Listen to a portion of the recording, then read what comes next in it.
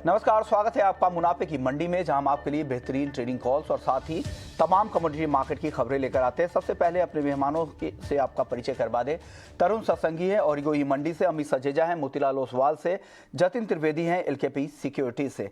और सबसे पहले ले लेते हैं आज की टॉप 10 खबरें। गोल्ड और सिल्वर की अगर बात करें तो यहाँ पर तेजी लगातार बनी हुई है। 54,250 रुपए के आसपास अब गोल्ड का भाव चला गया है। चांदी की बात करें तो यहाँ पर भी 500 रुपए के आसपास की तेजी है। 67,500 रुपए के ऊपर चांदी है। क्रूड की बात करें तो तेज गिरावट के बाद अब यहां पर रिकवरी की कोशिश हो रही है, हल्की रिकवरी यहां पर दिख रही है। नेचुरल गैस कल की तेजी के बाद यहां पर ऊपरी स्तरों पर मुनाफा वसूली है। कॉपर करीब करीब 3/4% की तेजी दिखा रहा है, 712 रुपए के ऊपर। लेकिन आज सबसे पहले बात हम कर लेंगे एग्री मार्केट में जीरे की, क्योंकि जीरे में जिस तरह की रिकॉर्ड तेजी दिखी है, हालांकि आज ऊपरी स्तरों पर मुनाफा वसूली जरूर है, लेकिन अभी भी महीने भर में 10% तक दाम बढ़ चुके हैं। इस पर बात करने के लिए हमारे साथ अश्विन कुमार नायक हैं, फाउंडिंग चेयरमैन है फिस्क के। सर, स्वागत है आपका ईटी नाउ स्वदेश पर। सर, क्या ग्राउंड को लेकर क्या रिपोर्ट है जीरे की, और एक्सपोर्ट इंपोर्ट के किस तरह के नंबर आ रहे हैं, और क्या प्राइस को लेकर आपका आउटलुक क्या कह रहा है? नमस्कार सर, एक्चुअली जीरे में जो नए क्रॉप के सोइंग रिपोर्ट आ रहे हैं गुजरात राजस्थान के, वो लोगों ने जो सोचे थे कि बहुत बड़ी क्रॉप आएगी, उस हिसाब से नहीं है। और अभी तक के जो रिपोर्ट है उसके हिसाब से लग रहा है कि क्रॉप लास्ट ईयर के जितनी निकलेगी, और लास्ट ईयर के जितनी क्रॉप आने की संभावना होने के कारण अभी वापस बाजार ने तेजी पकड़ी है, क्योंकि लास्ट ईयर की क्रॉप थी वो पिछले 8-10 सालों में सबसे कम और कमजोर क्रॉप थी। और पिछले 3-4 महीने में जो पुराना स्टॉक चल रहा था वो काफी कम हुआ है, और अगले 3 महीने में नया क्रॉप आने से पहले वो माल लगभग नील स्टॉक की तरफ, कैरी फॉरवर्ड की तरफ चला जाएगा। ज्यादा से ज्यादा 4-5 लाख बैग कैरी फॉरवर्ड रह सकता है। तो एक स्ट्रॉन्ग नया फंडामेंटल ऐड होने की वजह से अभी जीरे में आगे बाजार काफी स्ट्रॉन्ग ही रहने की उम्मीद है, और वो आपको मार्च का जो वायदा है उसमें इंडिकेशन क्लियरली मिल रहा है। एक ये कारण है। दूसरा, एक्सपोर्ट्स जो है वो पिछले 1-2 महीने में लास्ट ईयर की कंपेयर में ही जा रहा है, कहीं भी कुछ कम एक्सपोर्ट नहीं है। चाइना बंद होने के बावजूद अभी चाइना भी अनलॉकडाउन हुआ है, और चाइना आगे जाके एक बार भी अच्छी डिमांड में आया तो ये बाजार को काफी ऊंचाइयों पे ले जाएगा। उसके अलावा गल्फ और पाकिस्तान की कंट्रियों की डिमांड भी अच्छी खासी चल रही है, और नॉर्मली दिसंबर, जनवरी, फरवरी में इंडिया की एक्सपोर्ट काफी अच्छी रहती है। ये साल रमजान भी जल्दी है तो उसके कारण भी डिमांड अच्छी रहेगी, और 3 महीने में एक्सपोर्ट और अच्छा जाएगा। तो ये और एक फंडामेंटल है जीरे की प्राइस को ऊपर ले जाने के लिए और ऊपर रखने के लिए। मेरा खुद का जो प्राइस टारगेट है, मैं काफी टाइम से 275-80 के टारगेट के ऊपर हूँ, जो शॉर्ट टर्म में मुझे दिख रहा है। और अभी जो क्रॉप के फंडामेंटल ऐड हुए हैं उसके कारण अभी ये जीरा नई सीजन से पहले 300 के लेवल भी एक बार पक्के दिखा सकता है। यानी वायदा में 30,000 के ऊपर का भाव भी जा सकता है, ऐसा अश्विनी जी का मानना है। सर, बाकी स्पाइसेस को लेकर क्या आपका आउटलुक है? सर, धनिये में जैसे अभी सोइंग की रिपोर्ट आ रही है, उसमें धनिये के सोइंग थोड़ी ज्यादा दिखा रहे हैं गुजरात में। एमपी की अभी एकदम क्लियर सिचुएशन नहीं है, लेकिन धनिये में जो बड़ा फैक्टर काम किया है वो रशिया से इंपोर्ट का है, क्योंकि रशिया से जो माल ऑफर हो रहे हैं वो रेट इधर के साइकोलॉजिकल इफेक्ट करते हैं। इतनी बड़ी क्वांटिटी में माल आ नहीं रहा है, लेकिन उसका एक साइकोलॉजिकल इम्पैक्ट होता है। और धनिये में जो पुराना स्टॉक है वो काफी ज्यादा निकला कंपैरिजन में जो सोच रहे थे लोग ये साल, उसके कारण धनिये में बाजार जितना ऊपर जाना चाहिए था उतना हुआ नहीं। लेकिन धनिये में भी मुझे लग रहा है कि एक बार नई क्रॉप आने से पहले एक उछाल धनिये के अंदर भी देखने को मिल सकता है, क्योंकि धनिये में भी पुराना स्टॉक इतना बचेगा नहीं अभी नया क्रॉप आने पर।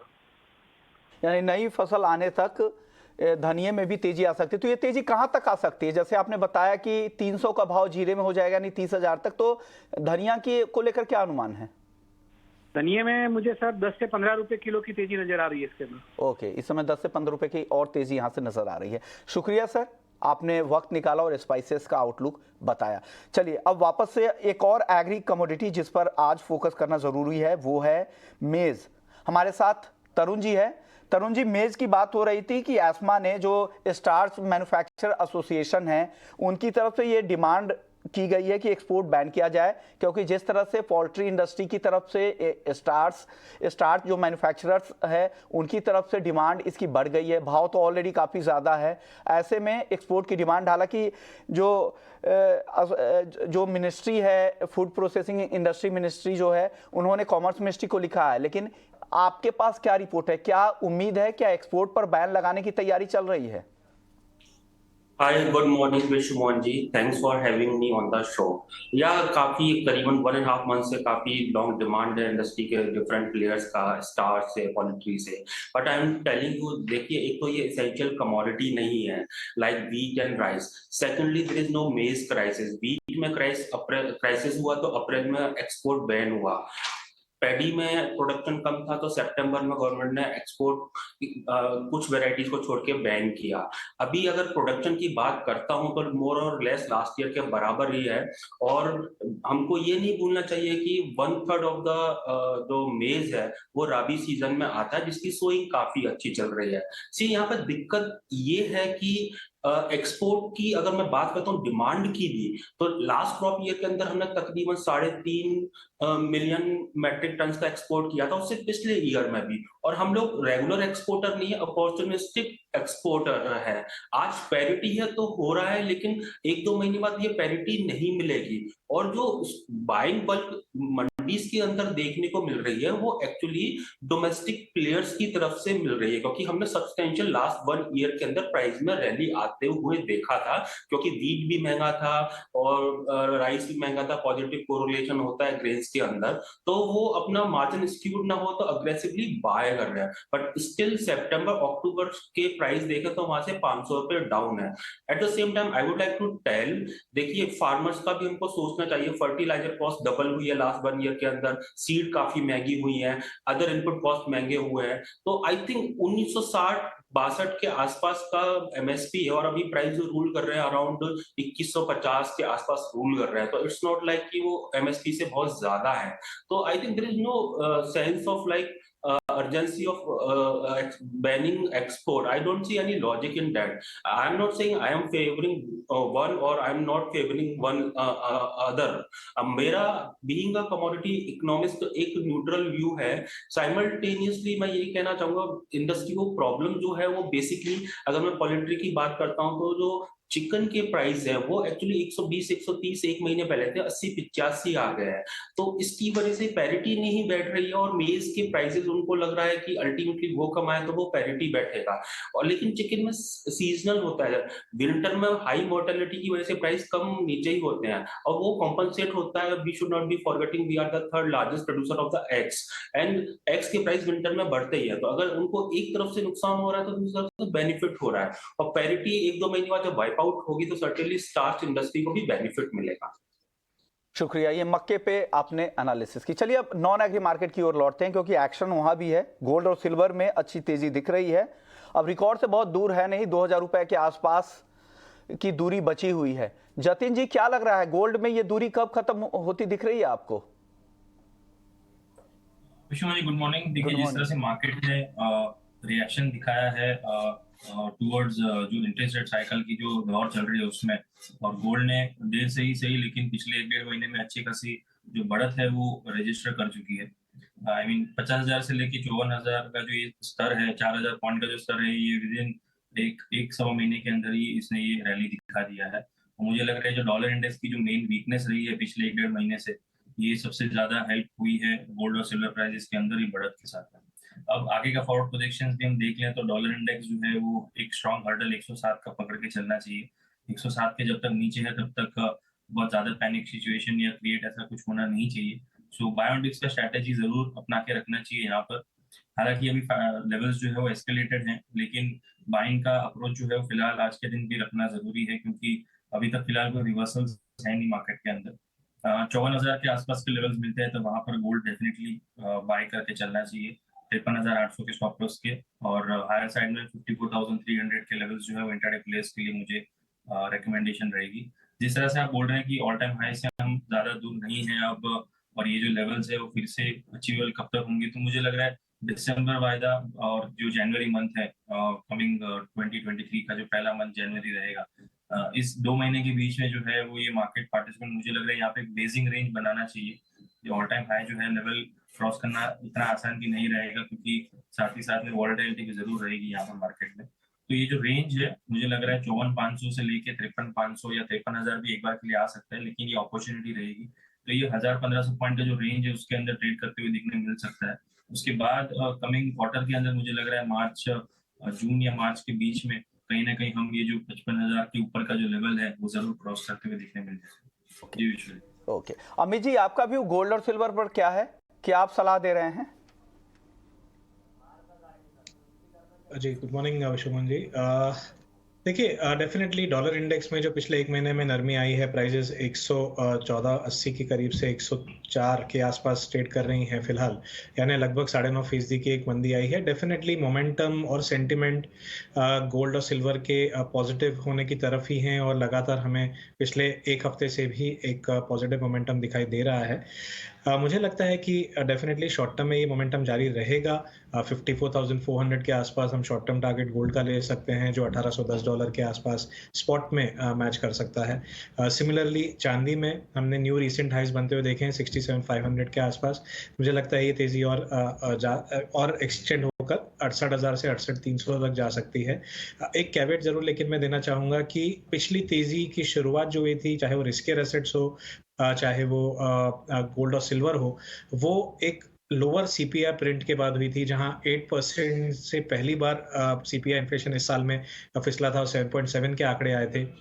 अब पूरी एक साइकिल आई है, एक महीना हो चुका है, और सारे risky assets including gold and silver ऊपर ऊपरी तरफ ट्रेड कर रहे हैं। तो यहाँ पर अगर किसी को मुनाफा हो रहा है बाइंग में, तो एक बार adopting a cautious approach booking भी की जा सकती है, क्योंकि ये हो सकता है कि अगर इस बार सीपीआई के आंकड़े थोड़े भी बेहतर आ गए या 8% के करीब दोबारा सीपीआई प्रिंट आया, तो ये जो तेजी है ये रिवर्स भी हो सकती है। तो I would say trade with caution, buying में रहना चाहिए, लेकिन स्ट्रिक्ट स्टॉप लॉस लेके चलना जरूरी है। बुलियन मार्केट पर आप क्या सलाह दे रहे हैं तरुण जी? आई थिंक जो रैली हमने देखी लास्ट कपल ऑफ वीक से मंथ्स के अंदर, आई थिंक वो कंटिन्यू करेगा। मेन रीजन यही है कि फेड का जो पेस ऑफ रेट हाइक है वो रिड्यूस होने वाला है, वो अभी दिसंबर मीटिंग में क्लियर हो जाएगा। क्योंकि गोल्ड में जो पिटाई हुई थी वो पेस जो था वो काफी अग्रेसिव था, उसकी वजह से हुई थी। अभी साइकिल रिवर्स हो रही है, तो सर्टेनली गोल्ड को बेनिफिट मिलेगा, और उसका इम्पैक्ट देखा है। गोल्ड नेगेटिवली कोरिलेटेड है डॉलर इंडेक्स के साथ, उसमें भी हमने देखा 8-9% गिरावट आ चुका है, एंड दैट विल कंटिन्यू। अगर डॉलर इंडेक्स में फर्दर गिरावट आती है तो सर्टेनली गोल्ड सिल्वर के प्राइसेस फर्दर पॉपअप करेंगे। आई थिंक इंटरनेशनल मार्केट में 1875 गोल्ड के प्राइस आ सकते हैं। रुपी स्टेबल टू वीकर साइड पर है डिस्पाइट द डॉलर्स रैली। सो मुझे ऐसा लगता है कि ग्रेजुअली प्राइसेस 55,000 को भी क्रॉस कर सकते हैं। चलिए क्रूड की बात कर लेते हैं, क्योंकि यहाँ पर भी एक्शन काफी ज्यादा है। जतिन जी, क्या लग रहा है क्रूड में? हालांकि हल्की रिकवरी आज दिख रही है, लेकिन क्या ये टिकाऊ दिख रही है? आपको लग रहा है कि और भी गिरावट आएगी? अगर गिरावट आएगी तो कितनी गिरावट की आशंका और लग रही है कच्चे तेल में?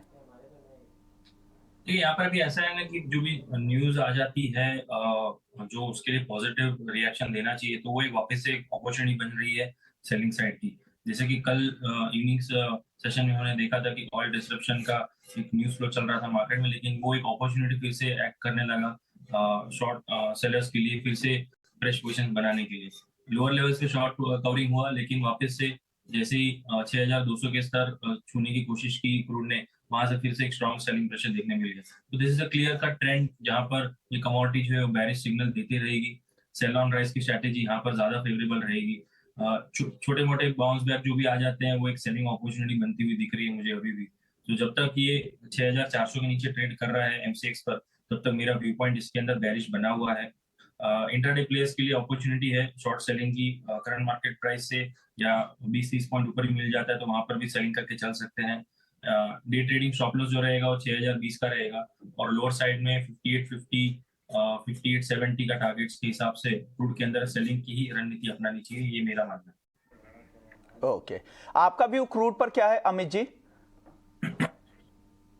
जी देखिए, काफ़ी सिमिलर व्यू हैं। मैं भी समझता हूँ कि शॉर्ट टर्म ट्रेंड जो है वो डाउनवर्ड है। कहीं न कहीं जो डिमांड सप्लाई का बैलेंस है, फिलहाल काफ़ी एक बैलेंस्ड मार्केट है। ओपेक की तरफ से भी एक न्यूट्रल स्टांस देखने मिला, उसके बाद हमने क्रूड में गिरावट देखी। प्राइस कैप $60 के आसपास लगाई गई, जो ऑलरेडी एक्जिस्टिंग प्राइस हैं, जहाँ पर रशिया सेल कर रहा है, या इनफैक्ट उससे नीचे भी। तो कहीं न कहीं सप्लाई साइड डिसरप्शन होने की जो आशंकाएँ थी, वो नहीं हो रही हैं। इसके चलते कंसिस्टेंट प्रेशर बना हुआ है। मुझे लगता है कि शॉर्ट टर्म बेसिस 6030 से 40 के करीब बिकवाली कर सकते हैं। डाउन साइड में मेरा भी व्यू जो है वो 5850 रहेगा। एक ज़रूर चीज़ कहना चाहूँगा, अगर टेक्निकल पर्सपेक्टिव से 5950 के नीचे जो एक्जिस्टिंग प्राइस है उसके नीचे डेली क्लोज होता है, that will be considered a big breakdown, and मेरे हिसाब से ओवरऑल 1 से 2 हफ्ते के अंदर हमें 5650 से 5500 तक के भी लेवल्स डोमेस्टिक मार्केट में देखने मिल सकते हैं। जतिन, आपकी टॉप पिक क्या होगी बेस मेटल्स में आज? विशेष जी, मेरा टॉपिक जो बेस मेटल में रहेगा, अगर डे ट्रेडिंग के पर्पज से देखें तो कॉपर के अंदर कंटिन्यूड है मेरा व्यू पॉइंट। जिस तरह से कॉपर एक लीड कर रहा है सभी बेस मेटल की रैली में, मुझे लग रहा है उसी के साथ रहना चाहिए डे ट्रेडर्स को। बाइंग जो रणनीति है यहाँ पर अपनानी चाहिए। हायर साइड में मुझे लग रहा है 717 से 718 के लेवल्स जो है उसके टारगेट्स के लिए जाए। थोड़ा बहुत यहाँ से नीचे आ सकता है जरूर, प्राइजेस जो है वो 707 708 तक आ सकते हैं, पर वहां पर फिर से मुझे लग रहा है मोमेंटम जो है वो कैरी करना होगा प्राइसेस के अंदर। और लोअर लेवल्स पे 704 की स्टॉप लॉस के साथ में ट्रेड करना है स्ट्रिक्टली, क्योंकि प्राइसेस जो है हाईली एलिवेटेड भी हैं। और स्ट्रिक्ट स्टॉप लॉस फॉलो करें और टारगेट जो है वो 717 718 का पकड़ के चले। ये इंटरडे पर्पज से मैं बता रहा हूँ। स्विंग ट्रेडिंग और पोजिशनल ट्रेडिंग के हिसाब से देखने जाएंगे तो मुझे लग रहा है एल्यूमिनियम एक बहुत ही बेहतरीन पिक रहेगा यहाँ पर। 215 216 के जो रेट्स चल रहे हैं अभी वहां पर बाय करके चलना है। हायर साइड में 222 से लेकर 224 के टारगेट्स के लिए, और 208 209 ये जो स्टॉप लॉस है ये जरूर ध्यान में रखें। इसके नीचे अगर जाता है तो वहां से ट्रेड से एग्जिट करना है। मुझे लग रहा है हाई प्रोबेबिलिटी ट्रेड जो है पोजिशनल ट्रेड के अंदर एल्यूमिनियम के अंदर है। ये फॉलो अप रैली जरूर लेगा कॉपर और जिंक के पीछे, तो यहाँ पर बाइंग का मोमेंटम करना चाहिए। जिस तरह से चाइनीज इकोनॉमी में हम अभी ओपनिंग अप देख रहे हैं लॉकडाउन का, कोविड-19 के रिस्ट्रिक्शन से बाहर आते हुए, मुझे लग रहा है फॉलो अप रैली एल्यूमिनियम के अंदर ड्यू है, ये जरूर इसके अंदर पिकअप ले लेगा। ओके, और अमित जी आपकी टॉपिक क्या है बेस मेटल्स में, कोई एक काउंटर? जी, मैं भी कॉपर के साथ ही चलना चाहूँगा। मेरे हिसाब से मेरे हिसाब से जो मोमेंटम और ट्रेंड है वो ऊपर की तरफ है। 710 पे मैं खरीदारी की सलाह देना चाहूँगा, और 717 से 18 एक शॉर्ट टर्म टारगेट लेके चला जा सकता है। चलिए, शुक्रिया अमित जी आपका, जतिन जी आपका, तरुण जी आपका। आप लोगों ने वक्त निकाला मुनाफे की मंडी के लिए और पूरा आउटलुक और ट्रेडिंग कॉल्स दिए। लेकिन अब वक्त हो गया है एनसीडीएक्स और आईपीएफटी के खास पेशकश का, जिसमें हम आज बात करने वाले हैं कॉटन कॉम्प्लेक्स की। और आज बात करने के लिए हमारे साथ जाने माने एक्सपर्ट वीरेन वकील साहब हैं पैराडाइम कमोडिटी से। सर, स्वागत है आपका ईटी नाउ स्वदेश पर। सर, कॉटन की बात एक अहम सेक्टर है, एक बड़ा सेक्टर है, बड़ी बड़ी इंडस्ट्री इस पर टिकी है। किसानों से लेकर जिनर्स तक, स्पिनर से लेकर मिलर्स तक, एक्सपोर्टर्स हो, इंपोर्टर्स हो, तमाम पार्टिसिपेंट्स कॉटन से जुड़े हुए हैं। ऐसे में बाजार को चाहिए एक ऐसा टूल्स जिससे वो अपने प्राइस रिस्क को कम कर सकते हैं, क्योंकि बाजार तो डायनेमिक है और प्राइस रिस्क हमेशा यहाँ पर बना रह सकता है। तो ऐसे में डेरिवेटिव मार्केट का टूल कितना अहम है और कैसे इससे हेजिंग के जरिए अपने प्राइस रिस्क को कम कर सकते हैं, वीरेन वकील साहब? आपकी बात सही है, ये काफी बड़ा मार्केट है। ऑलमोस्ट आज की वैल्यू पे तो शायद 1 लाख करोड़ का मार्केट हो गया पूरी इकोसिस्टम देखे तो। मींस लेंट, कपास, seed, cotton cake, cotton wash oil.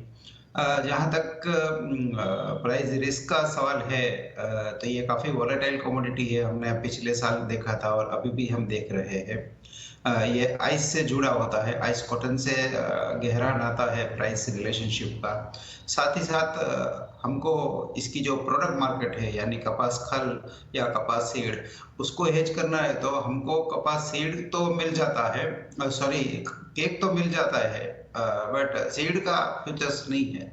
तो कपास एक ऐसी इनडायरेक्ट हेज टूल है जिसके जरिए हम तीनों प्रोडक्ट को कंपोनेंट के हिसाब से हेज कर सकते हैं, जिसमें थोड़ा सा लेंट भी कवर हो जाएगा, केक भी कवर हो जाएगा, और रेशियो स्प्रेड के हिसाब से काफी लोग इसमें कॉटन टू सीड भी, कॉटन टू कपास भी करते हैं, जिनमें normally 4 lot cotton by 10 lot कपास सेल, इस तरह का रेशियो कभी कभी यूज होता है।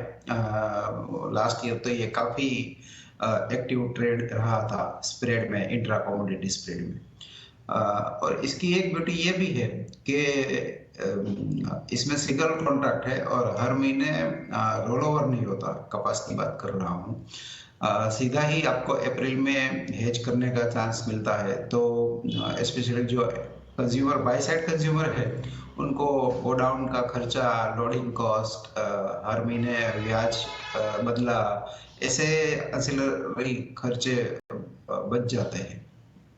ओके, तो आपके लिए हेजिंग टूल्स, हेजिंग कितना ज़रूरी है ये वीरेंद्र वकील साहब बता रहे हैं, क्योंकि जिस तरह का बाजार होता है, बाजार में हमेशा आपको उतार चढ़ाव के रिस्क रहते हैं, तो आपके पास विकल्प है, उसको आप उस विकल्प के जरिए, उस टूल्स के जरिए, डेरिवेटिव मार्केट के टूल्स के जरिए अपने रिस्क को कम कर सकते हैं।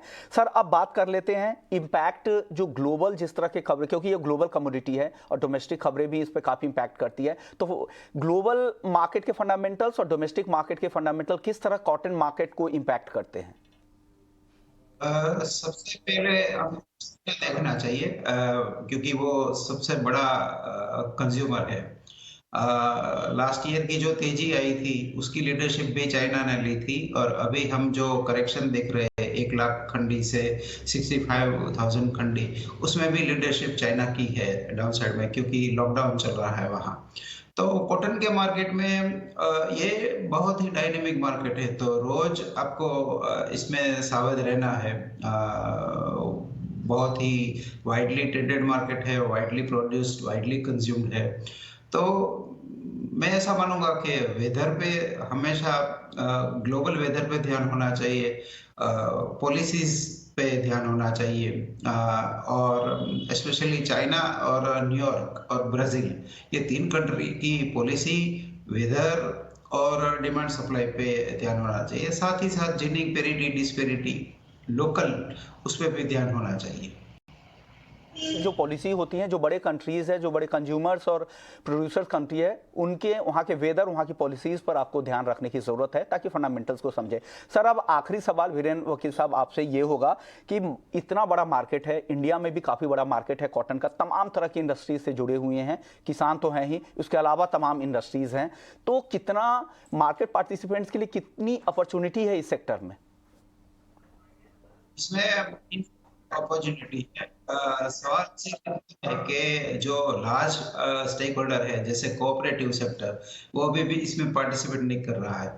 तो इसमें एफपीओ लाया जाए, एफपीओ के जरिए किसान जुड़ेंगे इसमें। साथ ही साथ मिल्स का भी पार्टिसिपेशन बढ़ सकता है।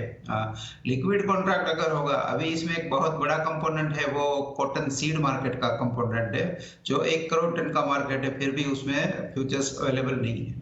तो इसमें केक, सीड और रुई, ये सभी प्रोडक्ट अगर लिक्विड होंगे तो इसमें इंटर प्रोडक्ट लिक्विडिटी भी काफी बढ़ेगी। ये इसमें पेनिट्रेशन बढ़ाना जरूरी है, क्योंकि वो फिजिकल मार्केट को भी हेल्दी, तंदुरुस्त बनाएगा।